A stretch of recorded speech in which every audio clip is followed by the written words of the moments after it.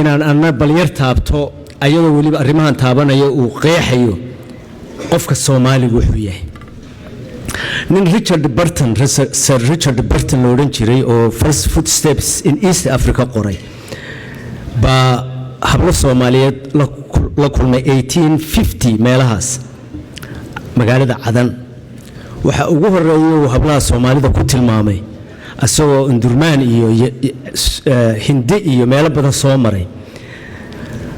quruxda iyo nadaafada iyo uunsiga ayuu ku tilmaamay uu yiri waa unique woman dagaalkii labaad ee adduunyada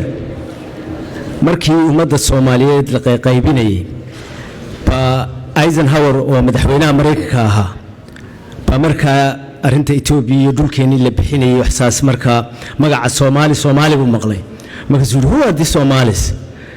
awla aad loo ma brief gareyn inankii eyrka ahaa uu shaqeynay baa dhagta ugu qabtay ku yiri Somalis have the most beautiful woman on earth markaa uu ku soo warjeedsaday anigoo sii wata theme-ka dumarka Soomaaliyeed iyo wanaagooda markii civil war ku dhacay uu Bush rabay inuu askar soo diro baa nin safiir u ahaa Mareykanka 40s iyo 50s-kii fadhii jiray Kenya waqtigii gumaysiga baa wuxuu yiri gabadha Soomaaliyeed marka ay waqti fiican haysato nabadda laga hadlayay gabadha Soomaaliyeed marka ay waqti fiican haysato oo nabad haysato xaragada gabadha Soomaaliyeed iyo xarabada laafiya tuurka libaaxu waa isku mid buu yiri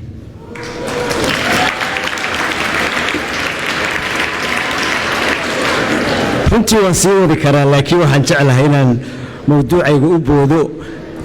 quruxdaas way leeyihiin wiilka Soomaaliga qudhiisu he has his own unique characteristics bug la yiraahdo African students in China oo 1966 oo qorin nin Ghanaian ba ardada Afrikaanka ee Shiinaha ku nool dhibaato weyn kala dhaxtaalay ninkaas wiilka Soomaaliga oo keliyata baanay ku dhici jirin qolada Shiino ama hadal xun aanay ku oran jirin maxaa dhacay tooribu hoosta dhigan jiray furaashkiisa so inkastoo madowga ay dhibaan Shiinuhu laakiin ninka Soomaaliga way ka yar gaabsan jireen I think waxaan sharaxi rabaa oo inagii Mareykanku aan wadaagnaa waxyaabo la yiraahdo exceptionalism the American exceptionalism the Somali exceptionalism qofka Soomaaligu characters gaar u leeyahay xaragu lahaan jiray inkastoo hadda inaga yarna qusay laakiin dumarkeena ku sii hadhay qab lahaan jiray what you can call raw native pride aan cidna loogu soo gaban anigoo inta kaga baxay runtii waxaan aad iyo aad u jeclahay caawa inaan u mahadnaqo dhalinyarada iyo bulshada isku soo dubariday arintan outstanding-ga ah oo runtii noqon doonta a landmark meel laga amba qaado waxyaabaha dambe ee bulshadeenu sameynayso because images make difference kolba image-ka aad adigu iska samayso baa wax lagaaga qaataa marka image-kan iyo fakarkan iyo sawirkan caawa Soomaalida laga bixiyay a beginning but a very good beginning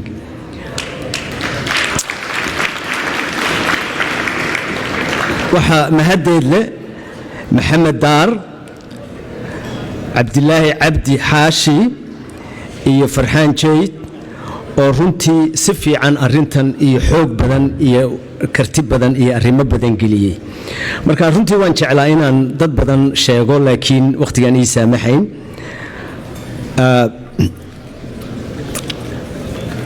Soomaalidu ma kala maaranto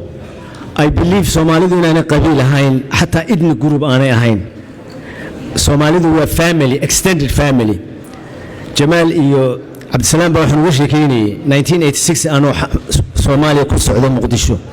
oo qof Mareykan wada socono waayo women decade conference baa Nairobi ka dhacay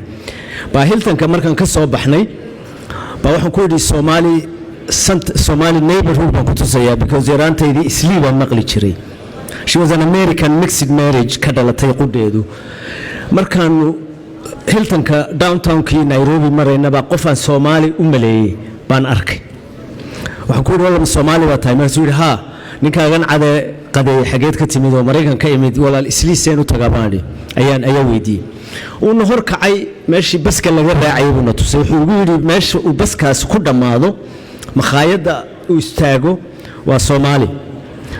ninka waxaan ku yiri waa maadsantay ninka wuxuu waayo wuxuu waa maadsantahay warde noodi oo waa xasuusta waa runta baan iyo 100 shilin oo waqtiga joogtaan u dhiibay inantii waa yaabantahay inantii Mareykan waxay leedahay ninkii miya la handadaya ma baad baa laga qaadaya intuu soo eegay buu waa noodi bahasha marka 300 maraya baan ku yiri bas si moofta ari arbeedkii markuu si fiican u duuduubay 300 la barigaas waa salariga askariga 1986 baa wuxuu roonay inuu sooyene tabliishe waa riixay waxaan ku yiri nin jijiga ku dhashaanay reejijigaanay waar jijiga anaga naqaaneen wuxuu riixaba runta ay sheegayay waan u sheegay xabada ka yimid intuu gacmaha kor sheegay buu yiri ma anaan garan maanta dhan jirka ay dubaaxanayo aniga ma taqaana masaan ku yiri may markaasuu nin sheegay leeyahay Ali Burco oo nusku xaafadahayn oo walaalkiisa isagu originally Burco ka yimid bimaana ninkii waxaan noqonay min 4-5 different marriage intersections baanu yeelanay I have never met a Somali anani soqon amma meel anani iska galayn we're not even a tribe we are a very extended family 6 milyan oo 3 milyan oo hadda badatay because of fertility iyo inago active but the same way we are a family and sidaas darteed I think in aynu narrative-ka inaanay Soomaalidu xataa ethnic ahayn because ethnic dadka lagu leeyahay gudahooda waxa ku jira qabiilad aan isku afahayn qabiilad kala duwan we have issues laakiin dad waxaynu nahay isku mid ah Soomaalida aan Mareykanka hadda joogno waxaan u malaynayaa 1981 anigoo intaan markaa Mareykanka imid 7-11 ka shaqeeyay UCLA na application sugaya nin congressman yimid wuxuu ugu yiri interview markaa iga qaadayay wuxuu ugu yiri how do you find America sidee America u aragtaa waxaan ku yiri runtii waa meel aan ka sameyn karo nolol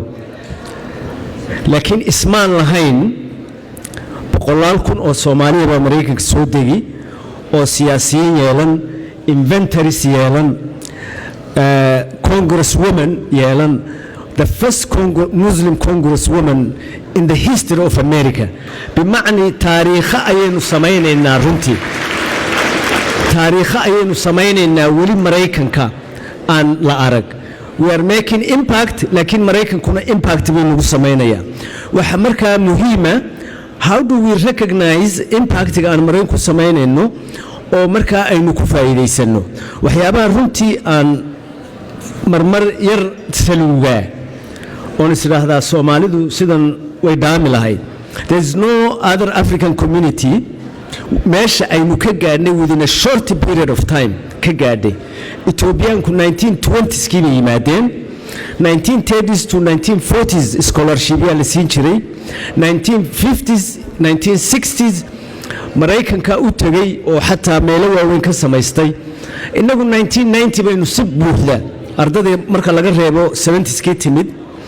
si buuxda waxaanu nimid 1990s kii you can see impact aan ku yeelanay that is because of the nature of the Somali and runtii wax joojiya aan jirin nin la oranayay Jamal Valley oo economist ah oo Egyptian baa wuxuu darsay East Africa refugees iyo displaced person just give me 1 more minute 2 minutes baa wuxuu darsay because I want to really shed a light of what's good and great about Somalis wuxuu darsay qaxootiga iyo displaced persons World Bank uu shaqeyn jiray wuxuu arkay dadka Ethiopianka ee 1984kii abaarihii ku 70skii ku barakacay oo qaxootiga ku dhex dhalay oo meeshii haddana ciyaalkoodii ku guursadeen oo meeshii ku jira wuxuu la koombeergareeyay Soomaalidii Qoryooley iyo Jalalaqsi iyo meelaha qaxootiga reerkii uu daraatoole surveyga ka qaaday 7 bilood markuu soo noqdo ma joogaan waa baxeen kuwa joogaana dukaan iyo makhaayad bay ka furteen intay wixii yaraa isku uriyeen conclusion buu gaadhay Somalis are entrepreneurial wa inventors sida aawla sheegay waa dad runtii leadership noqon kara I think waxan aynu maanta sameynayno ma aha wax si dib yar ku yimid it's thick in the nature of the Somali waxa kaliya oo ku soo gabagabeynaya I have my conclusion waxa kaliya oo ku soo gabagabeynaya Can Somalis translate their achievement in the United States of America to better their home country? That's really the point. Herman Cohen, or Under Secretary for Africa Affairs in 1990s, you guys have the skills of some of the most powerful communities in America, the Armenian and Jewish, but you lack one item. You don't lobby the way they are lobbying. haddii aynu loobi ku dari lahayn kartida aynu tusnay oo maanta Mareykanka iyo cid kastaba og yihiin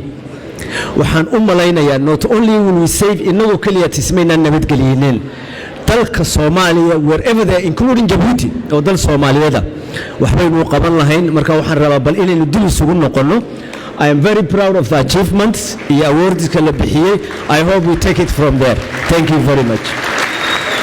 aad iyo aad buu mahadsan yahay Faysal Roble